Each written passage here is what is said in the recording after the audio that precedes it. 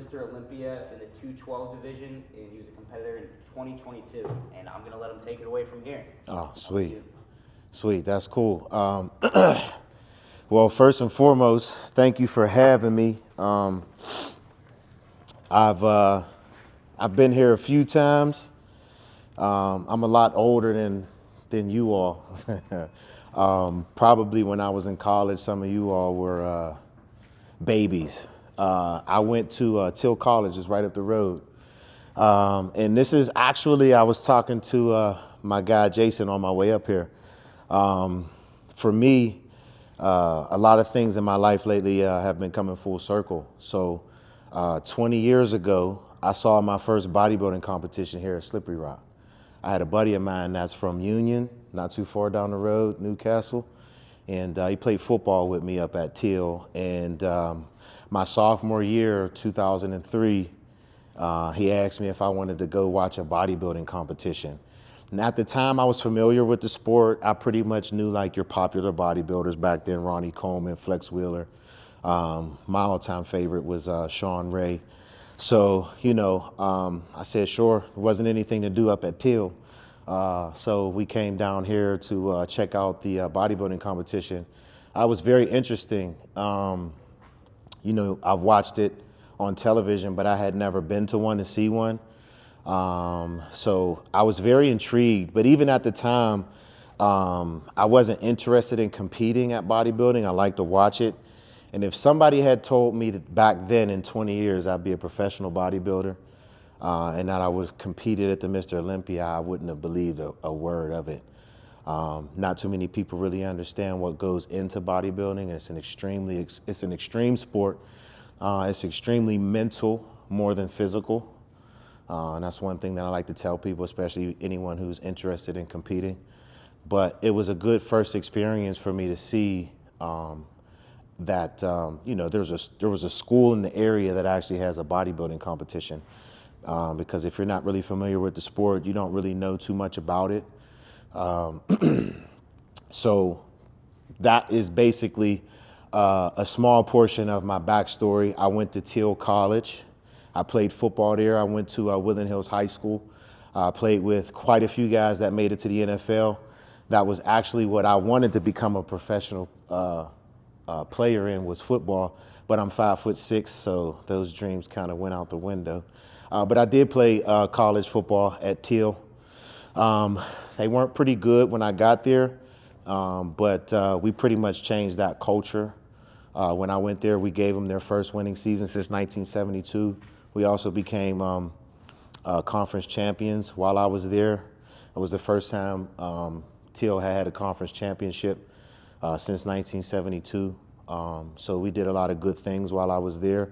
But I unfortunately didn't finish my college career. I was very young, naive. I didn't make a lot of good decisions when I was in school. So I got expelled my senior year. I was supposed to graduate May 2007. I got expelled from college February 2007. A lot of bad decisions that I made caught up with me, and I made my bed and I had to lay in it. So when I got out of school, I just had a newborn son, and I still was pretty much going through life on cruise control. I dealt with a lot of depression. At the time, I didn't realize what I was dealing with. I have anxiety. I didn't know how to cope or control it. I just would get afraid a lot. And one of my coping mechanisms was food, and of course, alcohol. So, I went down that that bad path for a little while. And 2011, my wife, my girlfriend at the time, told me she was pregnant with my daughter. And I just remember the fear of God in my body. At the time, I really couldn't, I wasn't in a good position to raise my son. As I said before, I still was trying to figure out and navigate my way through life. So one thing that I fell back on was I knew I needed to grow up. I knew I needed to change a lot of things about my life.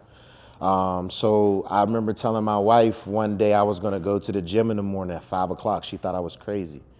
But I had a buddy of mine that I worked with a few years prior, and he's actually a very, very successful insurance owner right now. He's a gazillionaire.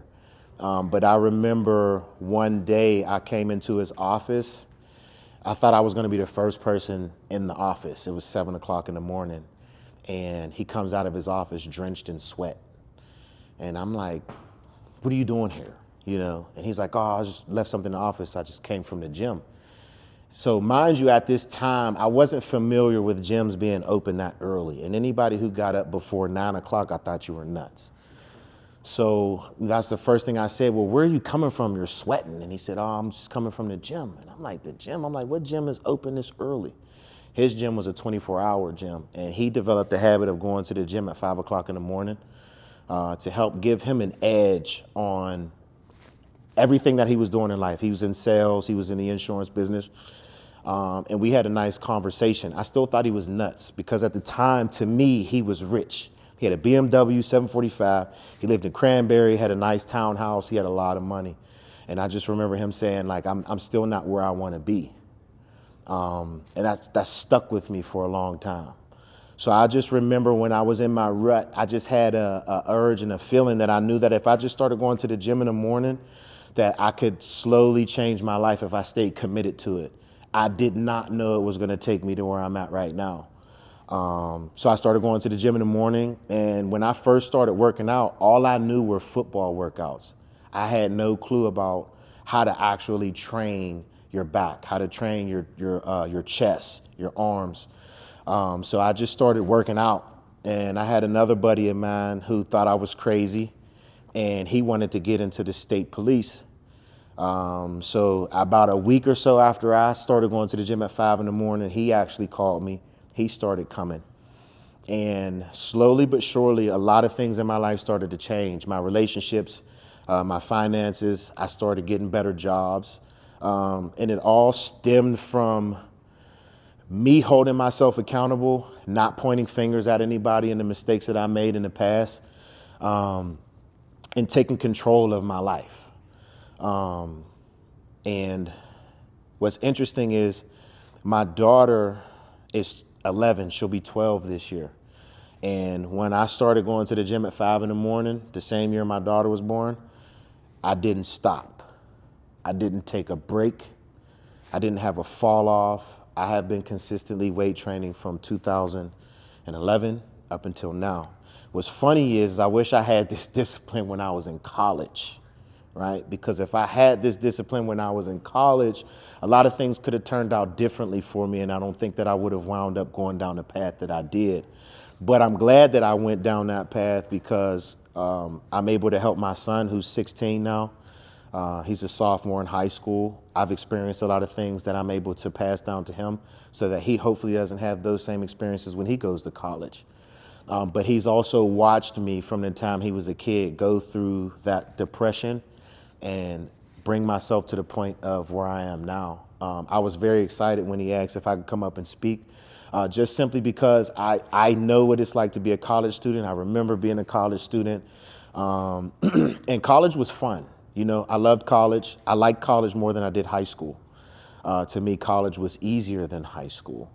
But grades were never an issue for me. It was my behavior outside of college, right? My grades were good. I could pay attention when I was in class, but I didn't have the work ethic in football like I do now. And work ethic will take you a long, long way. I always preach discipline over motivation. You know, for anybody who's going to be competing in the bodybuilding competition here, I always remember that because when you start a process with anything, at first you're going to be excited, you're going to be motivated, and you're going to want to do the best that you can. But the longer that process goes, that motivation starts to fade. And at some point, you have to have the discipline to continue to pursue your goal and to achieve whatever it is that you want. And me and him were having a conversation on our way up here, and he said something that resonated so much to me is passion will get you through adversity because you will face adversity. Some people face adversity and they quit. Some people face adversity and they figure out how to get through it. And for a lot of you who are in college, who want to compete in bodybuilding or anything in life, that will apply. Trust me. I'm 39 years old. I've had a lot of experiences in my life, and I literally just told him that, that's an excellent caption for all of us people who like social media. Is passion will get you through adversity, because adversity is bound to happen. It's just the inevitable. We all go through it. Everybody's level of adversity is different. My adversity was being kicked out of college, and at first, I was depressed. I didn't know where my life was headed. I never thought that I'd be able to get a good job. I never thought I'd be able to get married. I never thought I'd be able to purchase a home. I also never thought that I would be in a position to be able to walk away from a job where I was making over $100,000 a year to pursue my goal and my dream of becoming a fitness mogul, owning a gym. And right now I'm in the process of opening up a supplement store. And I don't have a college degree. I have a high school diploma because I was kicked out of college. And I've just learned through bodybuilding that with hard work, discipline, you can achieve anything. But also know that in the process, there's always going to be adversity, and you guys are going to have to learn how to fight through it and deal with it. You ever hear all the greatest things are on the other side of fear? That is so true. Because I would say the past 2 years have been very interesting for me. As I said before, I drove a bus in the city of Pittsburgh for Port Authority, and I made really, really good money.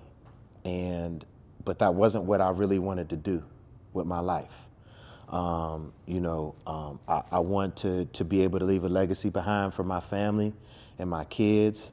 And I knew that in order for me to do that, I was going to have to be the one in my family to take the risks and not be afraid to take the risks.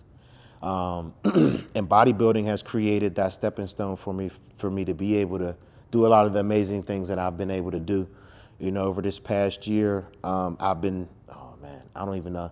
I've never flown to as many cities as I've had this past year. I'm also a sponsored athlete with Axe and Sledge. How many of you guys are familiar with Axe and Sledge? Seth Feroce?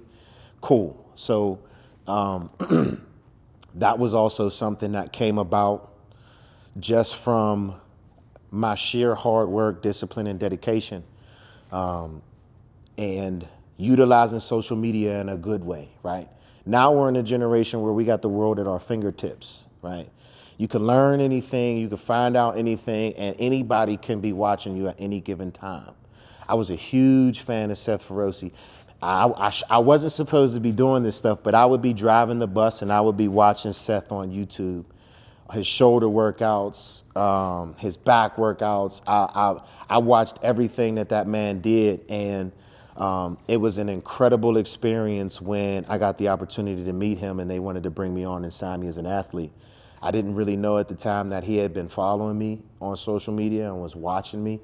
So when I got to meet him and sign my contract with Axe and Sledge, he just really talked about how he liked I was a man in my community. I was a husband, a father to my kids, and he didn't really care about a social media following. He didn't care about anything like that, just me being a good person.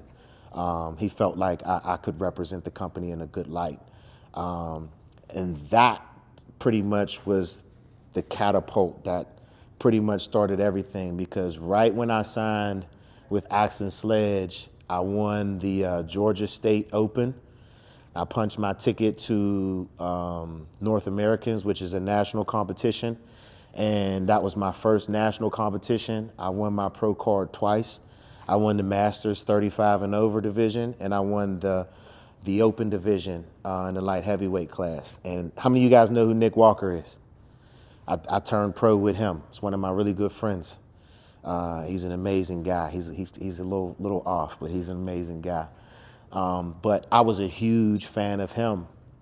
And it was amazing to be able to share the stage with him and get to know him, meet his mom, his dad.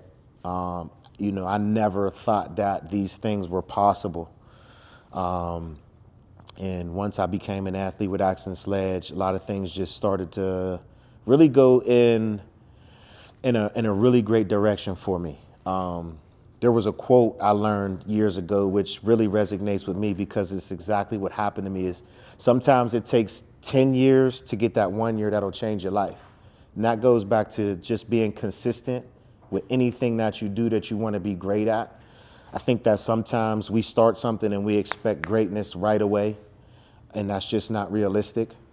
Sometimes you have to go through those rough patches.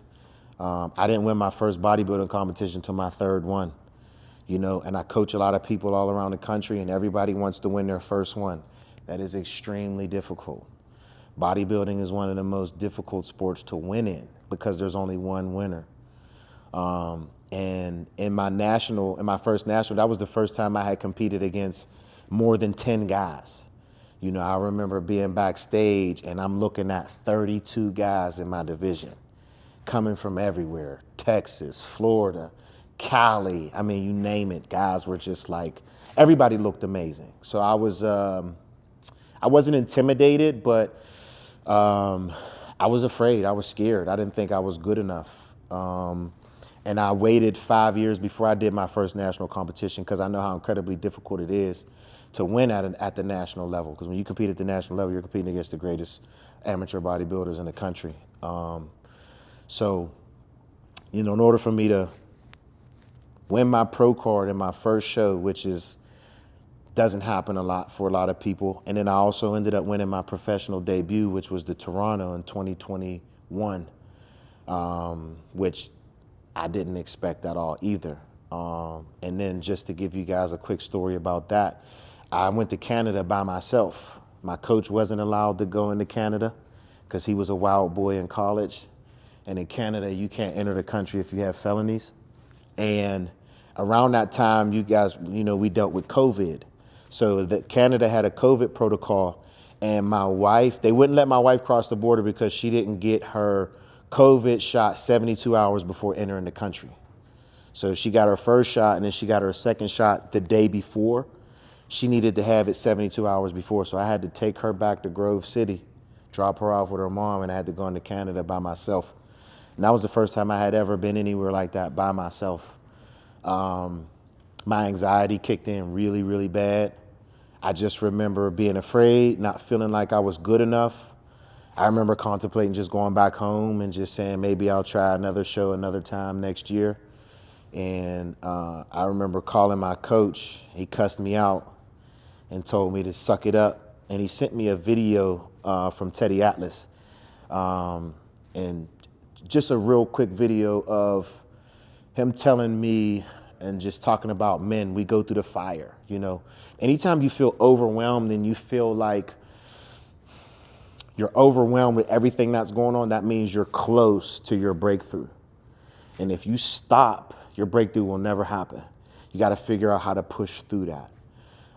So for me, I remember after he sent me that video, I cleared my mind and I went to a gym called Pure Muscle and Fitness.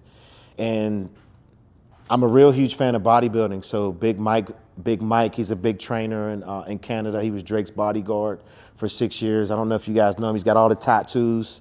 He was in there. And another really famous influencer, Jordan. He's called the Muscle Doc on Instagram. He was in there. And I just remember walking in and seeing both of them and just being like, oh my God, I wasn't expecting to see them there. Because they're typically always traveling and stuff. So Jordan was sitting down eating, and I just asked if I could shake his hand. And he stood up, and I told him, who I was and that I was here to compete for the Toronto Pro.